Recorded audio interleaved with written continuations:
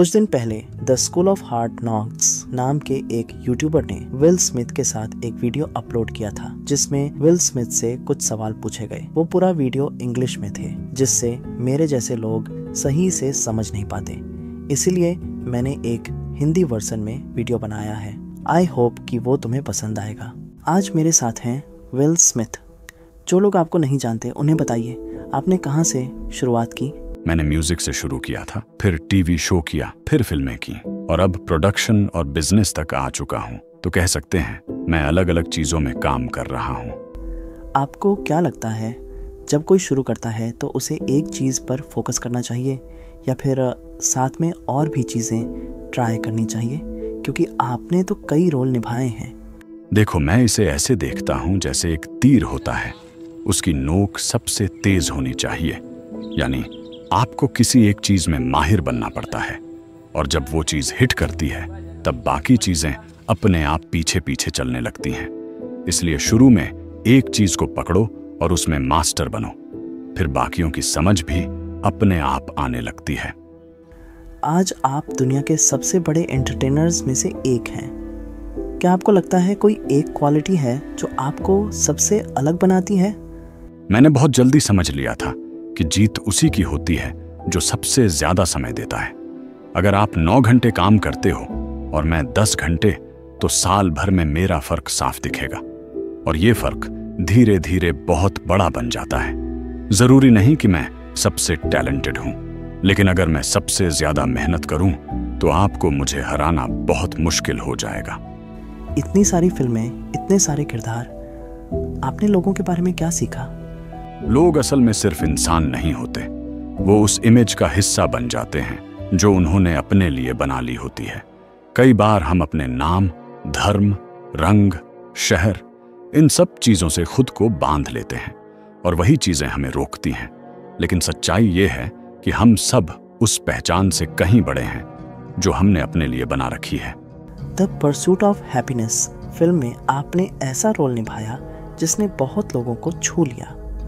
आपकी सोच उस वक्त कैसे बदली? क्रिस गार्डनर से मैंने एक बात सीखी, दर्द हमेशा बुरा नहीं होता। कई बार मुश्किलें ही हमें मजबूत बनाती हैं। गॉड जब आपको कुछ सिखाना चाहता है तो वो आपको सबसे मुश्किल हालातों से गुजारता है, क्योंकि लोहा भी गर्म होकर ही मजबूत बनता है। क्रिस की कहानी से मैंने ये सीखा कि दुख भी एक तरह का गिफ्ट हो सकता है और अगर आप बड़ी चीजें हासिल करना चाहते हैं तो आपको कंफर्ट जोन से बाहर निकलना ही होगा। क्या आप गॉड में यकीन रखते हैं? बिल्कुल, लेकिन देखो, गॉड का मतलब सबके लिए अलग होता है। कोई उसे भगवान कहता है, कोई उसे यूनिवर्स, कोई कुछ और। मेरे लिए वो एक ऐसी एनर्जी है जो हर चीज को बना रही है। सूरज, सितारे, पेड़, जो हवा हम ले रहे हैं, सब कुछ उसी का हिस्सा है। अगर मैं उस एनर्जी के साथ जुड़ पाता हूँ तो मैं अकेले वाले विल से 100 गुना ज्यादा पावरफुल बन जाता हूँ, क्योंकि तब मैं अपने ईगो से नहीं, उस फ्लो से काम कर रहा होता हूँ जो इस पूरी क्रिएशन को चला रही है। आपकी एक और फिल्म हिच है, उसमें एक बहुत अच्छी बात थी कि दुनिया शर्मिले लड़कों के लिए बहुत क्रूर है और जो कॉन्फिडेंट होता है वो इनाम पाता है। आज भी बहुत से लोग आत्मविश्वास की कमी से जूझते हैं। आपने कैसे खुद पर भरोसा किया और इतनी सफलता पाई? देख, फ्रेश प्रिंस के टाइम मैंने ये बात सीखी, कॉन्फिडेंस असल में डर नहीं लगने से आता है। डर नहीं कि लोग क्या सोचेंगे, डर नहीं कि मैं मूर्ख लगूंगा, डर नहीं कि मैं फेल हो जाऊंगा। लोग इसे कॉन्फिडेंस समझते हैं, लेकिन ये शुरू में बस ये होता है कि तुम बेवकूफ दिखने से नहीं डरते। जैसे कोई जोक मारा और वो फ्लॉप हो गया, कोई बात नहीं, ऐसा बार बार होता है और फिर तू उसमें कंफर्टेबल हो जाता है। अगर तू 10 में से 3 बार सही करता है तो भी तू हॉल ऑफ फेम में पहुंच सकता है। कॉन्फिडेंस आता है जब तू फेल होने से डरना छोड़ देता है। और लोगों की बातों का क्या? वो तो बहुत कुछ कहते हैं। अगर तू किसी ऐसे इंसान की बात सुन रहा है जिसने वो किया ही नहीं जो तू करना चाहता है, तो तू लिटरली पागलपन कर रहा है। उनकी बातें तेरे दिमाग में झर घोल देंगी। एक लाइन है ना, कभी भी उस इंसान से सलाह मत लो जिसकी जगह तुम रहना ही नहीं चाहते। बिल्कुल वही बात है। एक बार मैं किसी चीज से गुजर रहा था तो मैंने क्विंसी जोन्स को कॉल किया। मैंने पूछा, सर आप क्या सलाह देंगे? वो बोले, भाई मैं तुझे क्या सलाह दूं, मैंने तेरी तरह की कोई चॉइस नहीं की होती। जो कर रहा है वो करता रहे, सही जा रहा है तू। वो एक असली कॉन्फिडेंस बूस्ट था। क्या परिंदा डाली पर भरोसा करता है या अपने पंखों पर? देख, सवाल ये नहीं है कि तू जिस डाली पे बैठा है वो मजबूत है या नहीं। सवाल ये है कि तुझे अपने पंखों पे भरोसा है या नहीं। मैंने बहुत बार देखा है, पंछी पेड़ की डाल पर उतरते हैं, कभी कभी डाल हिलती भी है, लेकिन मैंने कभी किसी को गिरते नहीं देखा। क्यों? क्योंकि उन्हें अपनी उड़ान पर भरोसा होता है। क्या आपको लगता है कि पैसा इंसान को खुशी दे सकता है?